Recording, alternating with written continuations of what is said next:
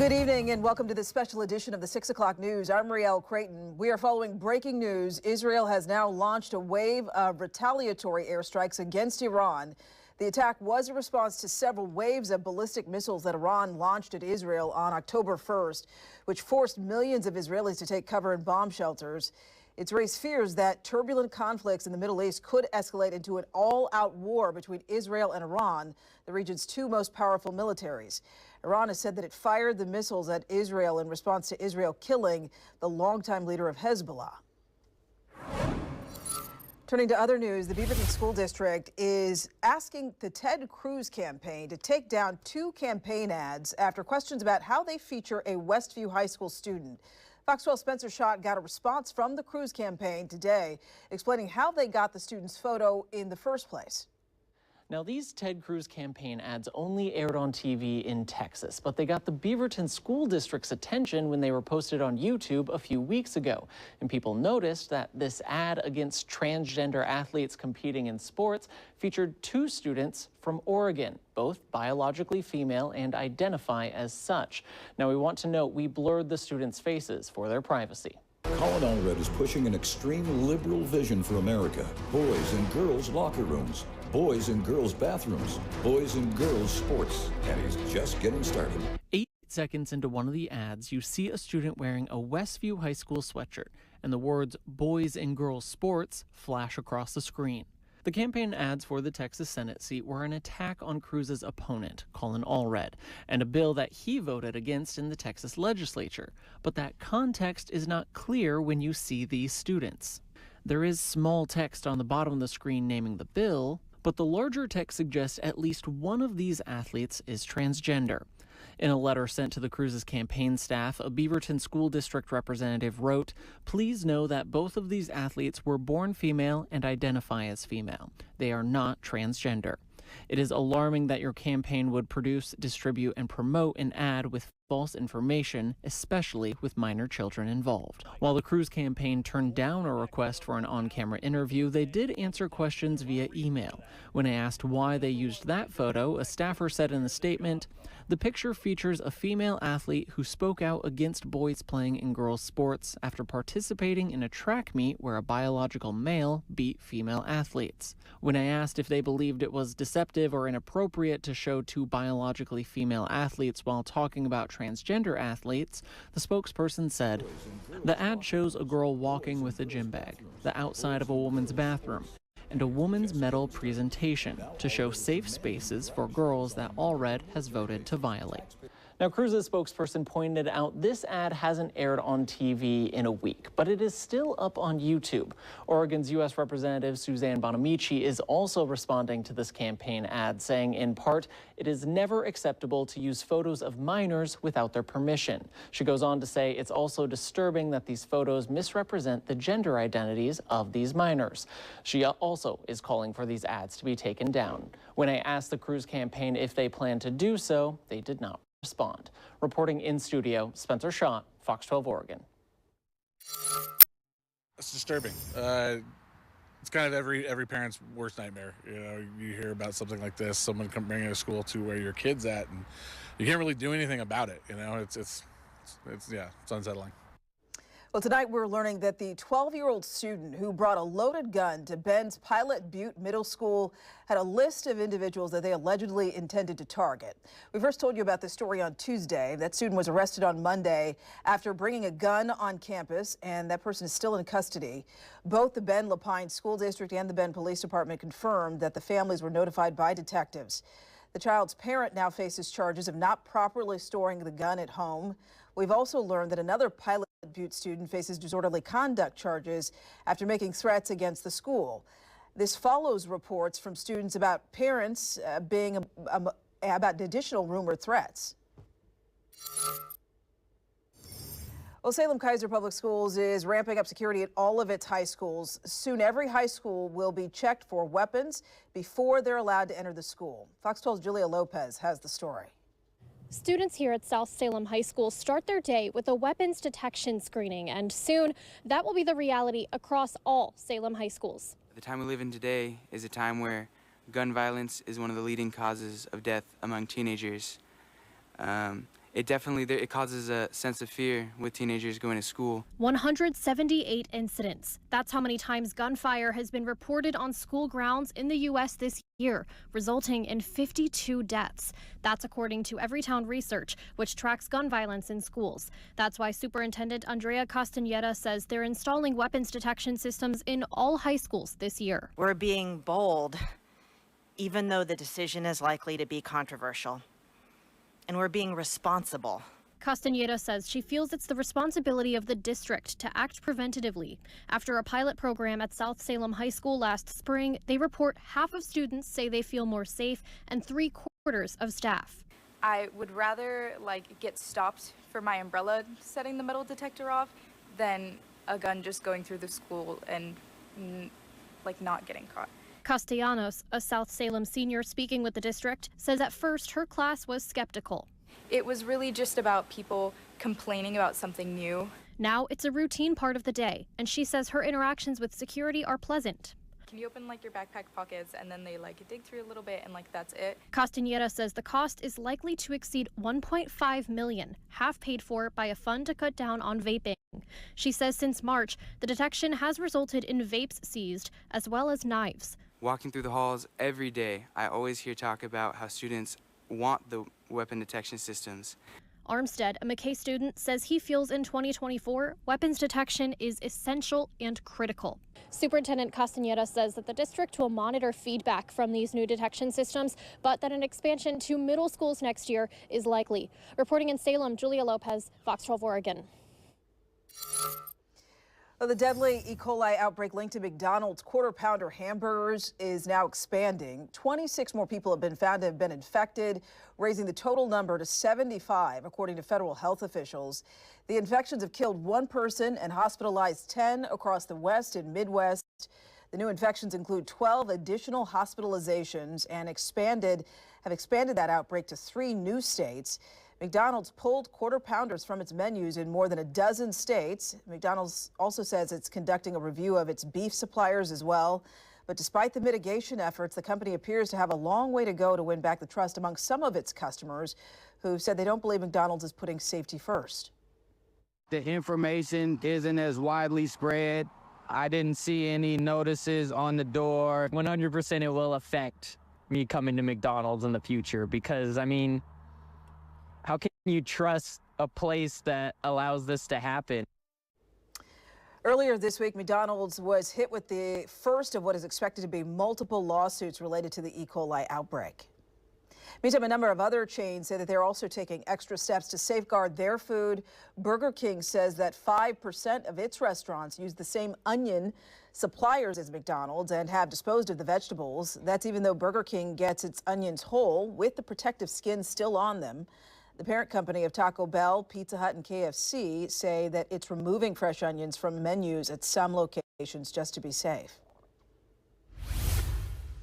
Meantime, with the election just a couple of weeks away, we're taking a look at how ranked choice voting will impact how we interpret results. Fox 12 investigative reporter Ezra Kaplan sat down with the head of elections for Multnomah County and is here to explain what we should expect on election night.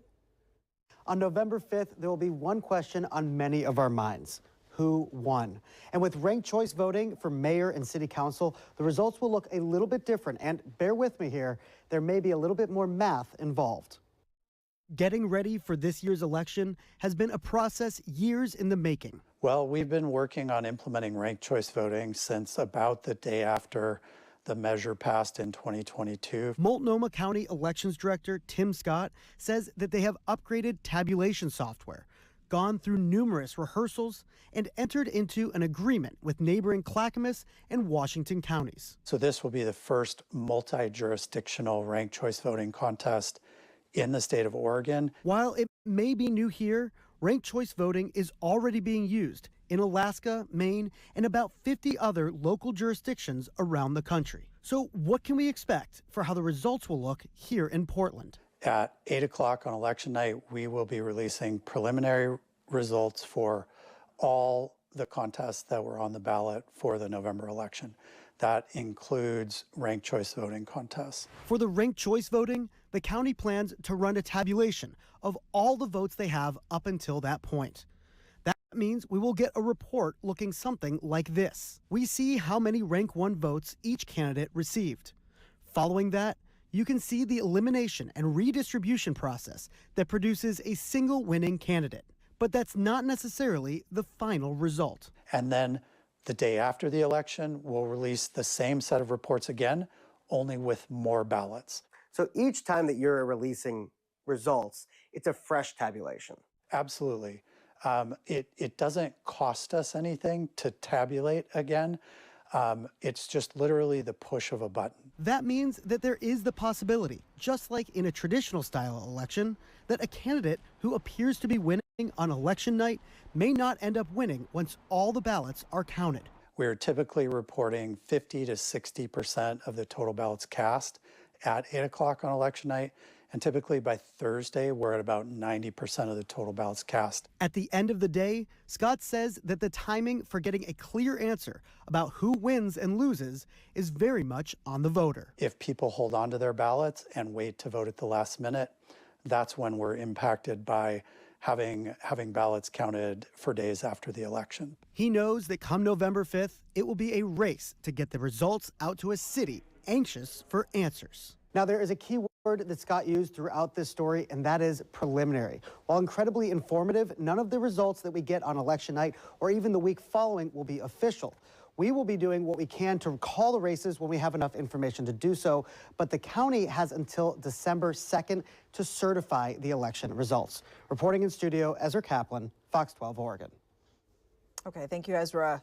As more and more people get ready to vote or are already voting, there have been reports that some people's ballots are arriving in the mail already sealed. Several counties, including Clark and Clackamas County, say that they've received reports of the rain and humidity sealing up the ballots in the mail. Clackamas County says this is not entirely unusual. They say to open the ballot envelope carefully and then tape it shut before you send it back in. Clark County is asking people who tape their ballots shut to drop it off in a ballot return box to keep the tape from getting jammed up in the USPS sorting machines. Meanwhile, Washington County says that this is not something that they have experienced. The county says if you receive a ballot return envelope that is unusable, you should contact the county's elections office to request a replacement. You can also visit washcovotes.org to make that request online. And as we near Election Day, we'll of course continue to cover the political stories that impact you the most. Fox 12 anchor Pete Ferryman sat down with the top 5 candidates in the race for mayor. You can watch those full, unedited interviews on our website at kptv.com. Okay, let's turn to your weather now. Chief Meteorologist Mark Nelson here. We've got the all-important weekend forecast. Very pleasant day today. Boy, it was nice. I mean, yeah, windy. I mean, some parts of town very windy, other parts, you know, not windy, but the usual places were pretty windy. Yeah. And now it's turning gray, and here comes the rain. That said, tomorrow's not a washout. Hopefully I laid the groundwork yesterday for saying Saturday doesn't look that bad for most of us. But yeah, it's looking kind of gray and dark out at the beach there. 66 degrees, breezy north wind. Now later tonight, actually this evening, late this evening, a gusty south wind will be back along the coastline. Here's the view at Salem. Clouds are thickening up. We're getting a few sprinkles out there. You'll see that on radar in a moment. And then it's definitely turning gray here in the city of Portland. Notice here in Portland, it's an east wind blowing out of the gorge, gusting to 26. That did push our temperature up into the mid-60s. Looks like a little line of showers. They're weak. It's a little broken here, but it's moving right up the Willamette Valley, kind of coming in from the southwest. Remember, we don't have a radar anywhere on the Oregon coastline, so the Washington radar can only see down to about here. There's probably quite a bit of rain just offshore in this area, and that's what's going to swing onshore tonight. Now, a little closer look. Okay, where we see the yellow, it probably really is raining here. That probably is reaching the ground southwest of Salem, like just south of Dallas there. So, football games this evening. If you're headed out, I think there'll be a few showers popping up, not too many, but just some light showers here and there. Not really umbrella worthy, but pretty comfortable evening otherwise. The other thing that's going on is we have a surge of south wind coming up the coast later tonight. By 9 p.m., it's turning very windy. This isn't like a damaging wind. Wind gusts 40 to 50 along the coastline, and then it's gone by daybreak. But just a reminder that the storm season is getting close. We do not expect any more significant wind over the weekend. We've got these 2 weather systems approaching. One tonight, there's a little area of low pressure here. It's swinging north. We always get the surge of south wind behind that. That's one. And then the second one comes in tomorrow night. This one is going to grab a bunch of subtropical moisture, so it's going to be pretty wet tomorrow night. But tomorrow, we wake up, there's kind of this line of rain from Newport up to maybe Kelso, Longview, Clark County here. To the south, not very wet. Notice the Cascades may just stay dry tomorrow with quite a bit of sunbreak action in the Cascades, the central and the eastern gorge, and then, of course, over into eastern Oregon. This is at 5 p.m., just a shower or two. The Ducks game probably dry tomorrow, just a shower or two. Now, late tomorrow night, it turns really wet. Here comes a cold front. Pretty, probably steady to heavy rain briefly, like 2 to 4 a.m., somewhere in there when everybody's asleep. And then Sunday, it's on and off again showers. Notice there will be periods Sunday where we get some sunshine, but then it'll pour maybe an hour later, a half hour later, and that on and off again weather continues through Monday with a little bit of snow at the higher parts of the ski resorts. And we think there could be not much rain tomorrow, but maybe up to an inch or so by the time we get to Monday afternoon. So coastline tomorrow, to wrap it up here, showers and breezy. Showers will be coming and going throughout the day. Most of the wind will be tonight, though. Here in the valleys tomorrow, light showers, a few sunbreaks, temperatures in the mid-60s, south winds 10 to 15. In the Columbia River Gorge, clouds and a shower at the west end. It should be sunnier and dry at the east end. Not much wind. The wind goes calm tomorrow. Partly cloudy on Mount Hood. A shower is possible, but I bet you most of the time it'll be dry up on the mountain tomorrow. And then central and eastern Oregon, look at that warmer. A lot of you getting up around 70 degrees tomorrow, breezy south wind. And then here in Portland, we've got the sun at times tomorrow mixed with a few light showers, about 63 degrees. And the 3-day forecast, you see the cooler showers Sunday and Monday, maybe a thunderstorm one of those days or both. Tuesday, mainly dry, and then it's wet again. Riel, you see this? Wet again Wednesday. It's wet again Friday. In between, maybe fewer showers for Halloween itself. Okay, quite the week. So imagine waking up to see a stranger hovering over you. Well, that is exactly what one woman in Northeast Portland happened to her over the weekend. Fox 12's Mackenzie Richmond has more on the new court documents, and this isn't the first person that it's happened to. Brandon Bradley Bell was arrested over the weekend after investigators say he broke into a woman's home to watch her sleep. But this isn't the first time. He was actually arrested for similar crimes back in 2016. This is the video from his court appearance back then. We even spoke with that woman about her experience after it happened. She said she woke up to the man licking her neck and kissing her. When she asked him who he was, he replied, quote, "I'm your boyfriend." It was at that moment she reached over and realized her daughter was next to her. And to not scare her daughter, she pretended she knew Bell, then grabbed her daughter and went to her son's room and told them to run. It's a family neighborhood, it's full of kids. And I didn't want this to happen to anybody else. And I figured if it happened to me, it's going to happen to someone else, too. Now 8 years later, and it did happen to someone else. Just last weekend, a woman was winding down for the night after getting back home from an out-of-town work trip. And she said she double-checked all of the locks on her doors before heading to bed. But not long after she closed her eyes, she woke up to Bell hovering over her, watching her sleep. But he assured her not to worry, saying, quote, he lived there. Then he refused to leave until she called the police, but instead of leaving, he actually began to clean up the evidence at the crime scene by wiping his fingerprints off of all the doors. The woman then kicked Bell until he finally left. While police were looking for him, they found another homeowner who said the man did the same thing to him in his home. Officers were able to find Bell and chase him into a backyard where he was arrested. Bell is now facing 3 charges, including burglary in the first degree and several others.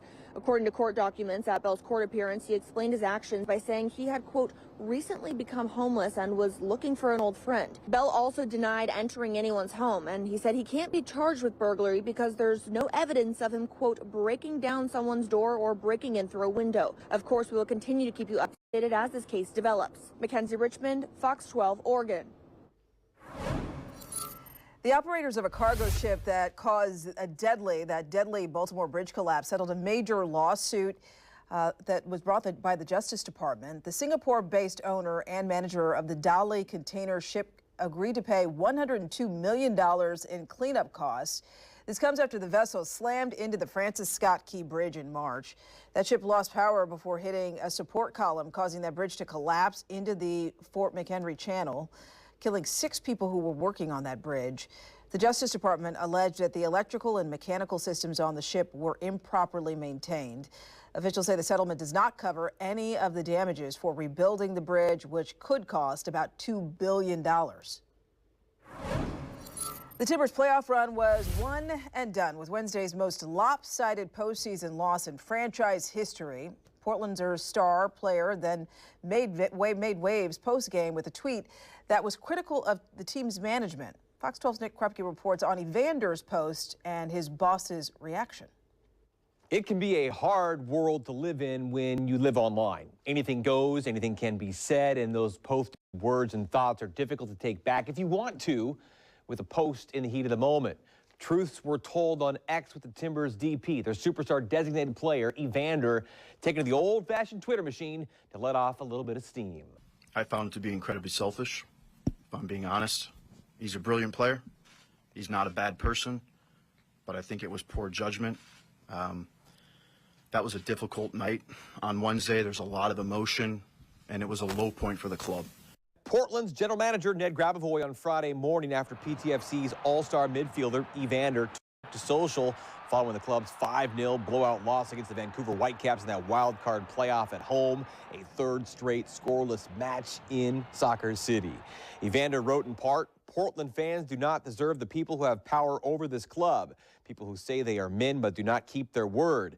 People who are only there when the team wins. Unfortunately, these are things we have no control over," end quote. First-year Timbers head coach Phil Neville replied to that post at the end of season press conference. I was incredibly disappointed with that post that got put out. And that's coming from someone that Evander is like my second child. I wanted to sign him in Miami. When I came here, I think I've given him a platform to perform. I think he's delivered on the pitch. I think his performances this year has been incredible. And then when you have a defeat like we had on Wednesday night, the last thing that this club needed was from our DP player to come out and say something publicly like that. Evander's comments come as he is currently in a contract extension negotiation with the club. Grabavoy says those conversations will continue in the offseason. Neville added a club record offer has been placed in front of the Brazilian who led the league in assists this season. And where would those Timbers have been this year without him? Evander, Portland's first player to be named an All-Star in half of a decade. Other news and notes beyond the quotes, Diego Chara, the longest tenured Timber, of course, franchise leader in matches played, will be back for season 15. Grabavoy saying Chara has signed an extension. The club will now look to add a top-end midfielder. They need it. And the goal is to also bring in a young attacker with that under-22 roster spot that is currently open. Training camp opens up for business again in 2025 of February. In studio, Nick Krupke, Fox 12 Oregon. Nick, thank you. The first game of the World Series is now underway. One Oregon-based bubblegum brand unveiled a special item for fans ahead of the game. Take a look. Big League Chew rolled out its first ever bobblehead. It features the muscle-bound slugger from the Outta Here original package standing on a baseball diamond base with a mini pack of Big League Chew on the front of the base. The bobblehead, which will be individually numbered to 2024, will cost you $30 each. They're expected to ship out in February exclusively through the National Bobblehead Hall of Fame and Museum's online store. Well, that's going to do it for us tonight for the special edition of the 6 o'clock news. We hope you have a wonderful night.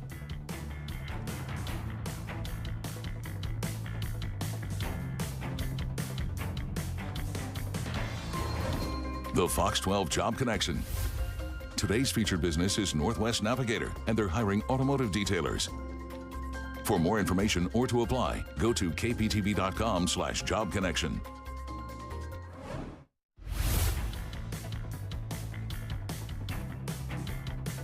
Thanks for watching Fox 12 Oregon News.